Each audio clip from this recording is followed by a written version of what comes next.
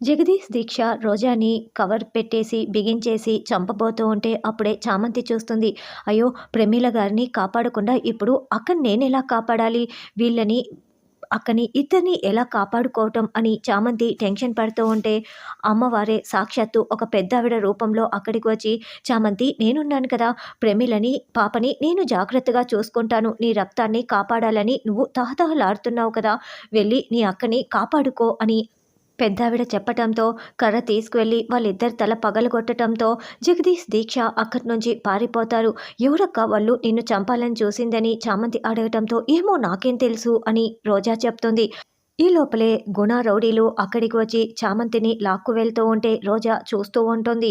ఇప్పుడే నేను చావు అంచుల వరకు వెళ్ళి వచ్చాను. మళ్ళీ వీళ్ళకి చిక్కితే వాళ్ళ దగ్గరికి వెళ్తే నేను ప్రాణాలు కోల్పోతాను కదా అని ఏమీ చేయకుండా ఆలోచిస్తూ ఉంటుంది. ఇక గుణ చామంతిని బలాత్కారం చేయబోతూ ఉంటాడు. ప్రేమ్ బాబు వస్తాడు, కాపాడతాడు అని చామంతి చాలా ధీమాగా చెప్తూ ఉంటుంది. అలాగే ప్రేమ్ అక్కడికి వచ్చి రౌడీలందరినీ చితక్కొట్టి గుణాన్ని కూడా చితక్కొడతాడు. అయితే గుణ తన చేతిలో ఉన్న కత్తితో ప్రేమ్పై దాడి చేస్తాడు. అయినా కూడా ప్రేమ్ గుణాన్ని వెంటపడి చంపడానికి ప్రయత్నిస్తూ ఉంటాడు. త్రిశూలం పట్టుకొని మరీ గుణాన్ని వెంటపడుతూ ఉంటాడు. అలా ప్రేమ్ గుణాన్ని త్రిశూలంతో పొడవబోతూ ఉంటే, రేయ్ ప్రేమ్ ఏం చేస్తున్నావు, ఆగు అంటూ రమాదేవి అడ్డుకుంటూ ఉంటుంది. లేదమ్మా, ఈరోజు వీడు నా చేతుల్లో చావాల్సిందే. చామంతికి చేసిన దానికి వీడు నా చేతిలో చావు చూడాల్సిందే వీడు అని ప్రేమ్ మళ్ళీ పొడవబోతూ ఉంటే, బాబు ఆగండి అంటూ ఈసారి చామంతి వచ్చి త్రిశూలాన్ని అడ్డుపట్టుకుంటుంది. చామంతి నన్ను వదులు, నేను చంపి తీరాల్సిందే వీణ్ణి అని ప్రేమ్ ఉగ్రరూపం చూపిస్తూ ఉంటే, బాబు ఏం చేస్తున్నారు మీరు? ఇప్పుడు వీడి ప్రాణాలు తీసి మీరు హంతకులుగా మరి జైలుకు వెళ్తారా? వద్దు బాబు, నా మాట వినండి అని చామంతి వేడుకుంటూ ఉంటే ఈ లోపలే గుణ మెల్లగా లేచి పారిపోతాడు. అవును ప్రేమ్, చామంతి చెప్తున్నది నిజమేనని రోజా కూడా చెప్పటంతో ఇక ప్రేమ్ ఆగిపోతాడు.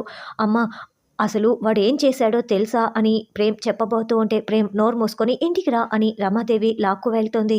అప్పుడే సాక్షాత్తు ఆ అమ్మవారే పెద్దావిడ రూపంలో మళ్ళీ చామంతి దగ్గరికి వచ్చి, ఇదిగో ప్రేమిలని పాపని నీకు అప్పజెప్తున్నాను. చూడు చామంతి, విధికి ఎదురు వెళ్ళాలని చూస్తున్నావా?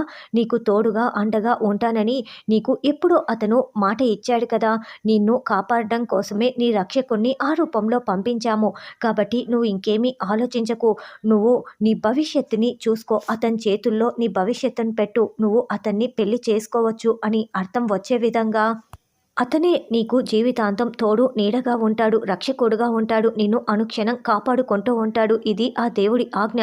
కాబట్టి నువ్వు కాదనకు, నువ్వు నిర్ణయించుకో అని చెప్పేసి ఆవిడ మాయమైపోతుంది.